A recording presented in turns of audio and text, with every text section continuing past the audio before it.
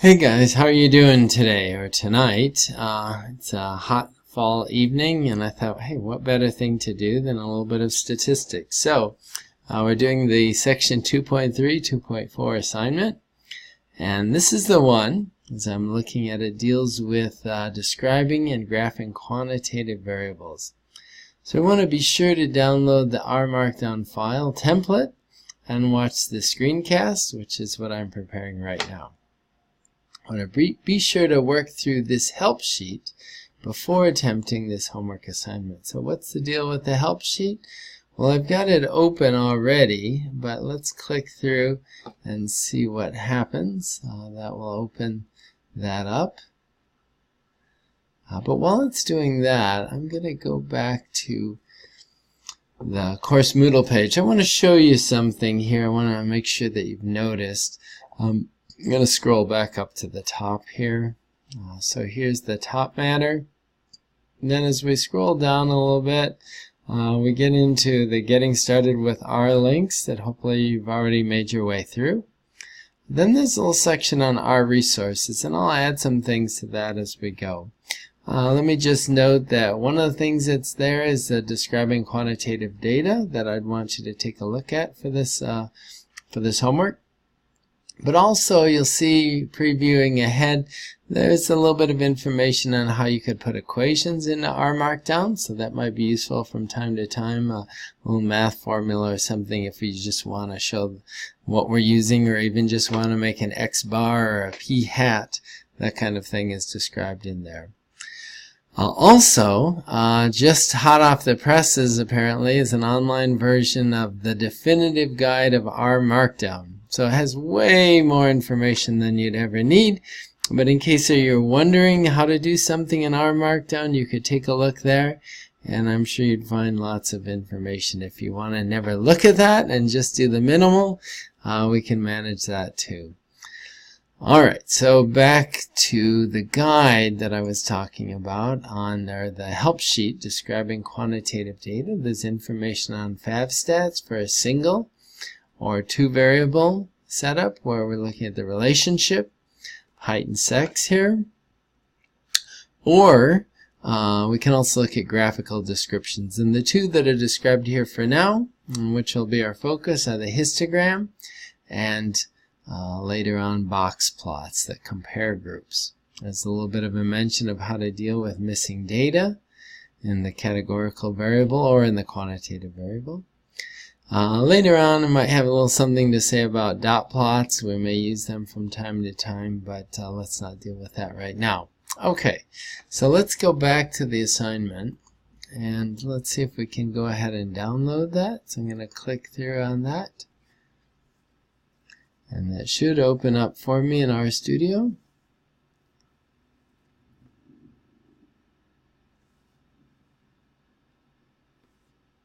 Alright, it's down here, and if I click on it, it opens up in RStudio. So the first click downloaded it, and then on my computer then I have to click once more to open it up.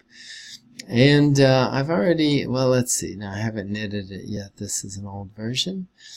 So let's go ahead and knit it.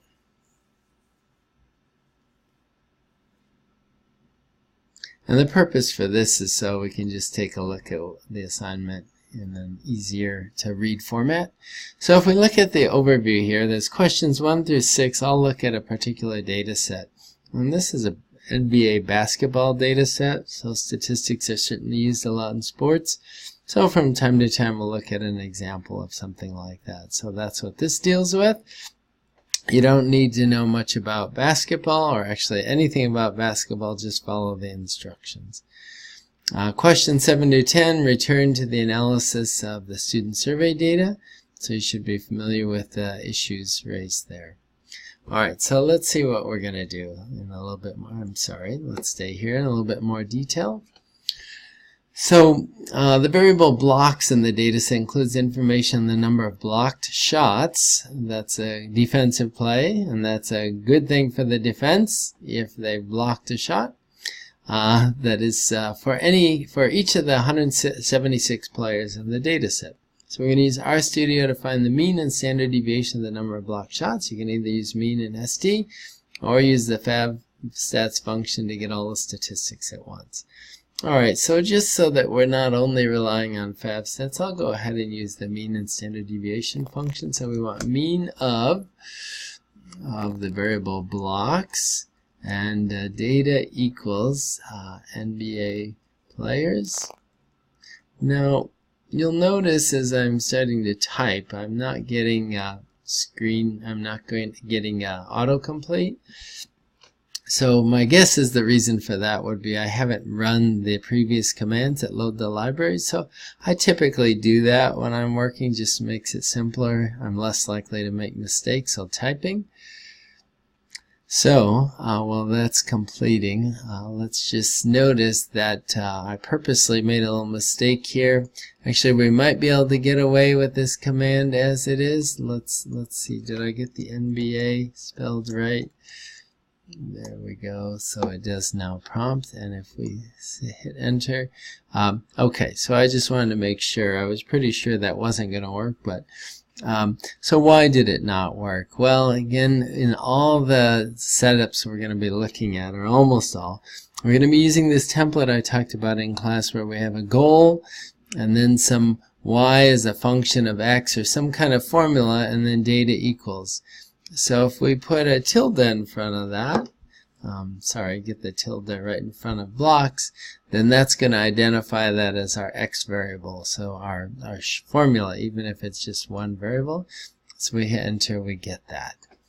And we can say SD of that, and actually we could just make use of copying and pasting, and there are many ways we could have gone about this, but here's one. And so we get both the mean and the standard deviation here. So they're pretty similar, so you might want to think about why that's the case. This is the mean and standard deviation of block shots for a given person, for individual players. So one way to look at to think about that would be to graph it and see what's going on. But we'll leave that for the time being. Also notice that in general, I'd want you to record the response separately. That is, record that what's the mean and what's the standard deviation, so I know you found it correctly. Now this doesn't ask you to do that in question 1. It does ask you to do that in question 2. To receive full credit, you must state your answer, supported by the RStudio output. And so the answer in 2 is to find the 5-number summary for the blocks variable. So that would be favstats and then tilde with the blocks, and data equals NBA players. I try to put more spaces around to make it a little bit easier to read. I didn't do that in the previous one. Those spaces aren't going to cause any problems and probably will help with the readability. So if you like to do that, it's good form. Okay, so let's go ahead and run that and see what we find out. And I should have asked ahead of time for you to think about what that might look like given the large mean and standard deviation we saw. And so we notice that the median is 30, the maximum is 198. Here's the mean and standard deviation we saw. So at this point you could sort of pause and think about whether you can imagine what the shape of that distribution is going to look like when we graph it, say as a histogram. Okay, so now I'm not going to go through each of these with you because I'm already doing your homework for you. So let's just preview. There's an IQR function that you're using to find the interquartile range. So go ahead and use that, and you should be able to find that in the section 2.3, 2.4 notes from class. Which is not the same as the help sheet I was just showing you. Which set of summary statistics, those from 1 or 2, is more resistant? Which set is more resistant to outliers and more appropriate if the data are heavily skewed? So remember, 1 was mean and standard deviation, 2 was a 5-number summary. So just note something about that, comment, and think about what kind of statistics those are. That is, they're resistant, right? Okay, then in 5, use RStudio to create a histogram. So you'll be using the GF histogram command to do that, and I'm pretty confident you should be able to do that using the examples I provided. Is it appropriate to use the 95% rule with these data? So you have to know what the 95% rule is and when it makes sense and what it doesn't. And to make that decision, you'd need to be looking at the shape of the distribution. So that's all on 1 through 6. Then 7 through 10 ask you to analyze some information from the student survey data. And here, we're going to carry out an analysis as directed, but you can select any categorical variable and any quantitative variable to look at. So what are you going to do with those? So first, though, you might want to choose carefully. Some will look a little stranger than others, so think about which are going to have more variability. That is, ones with a bit more variability might be better to use as a quantitative variable, because you'll be able to see more clearly what's going on. Something like number of siblings is not going to vary as much as some of the other quantitative variables there. Alright, so decide on something, and then you're going to use a box plot to create side-by-side box plots. You're going to use GF box plot to do this, to examine the relationship between the variables. So again, following the examples in the help sheet as well as the class notes on how to do that. Use RStudio to create side-by-side histograms. So here's box plot, here's side-by-side histogram. So when I say side-by-side, in this case I think it's probably easiest to compare when one is above the other. So you'll see there are examples of how to do that in the help sheet I directed you to at the top, at the beginning.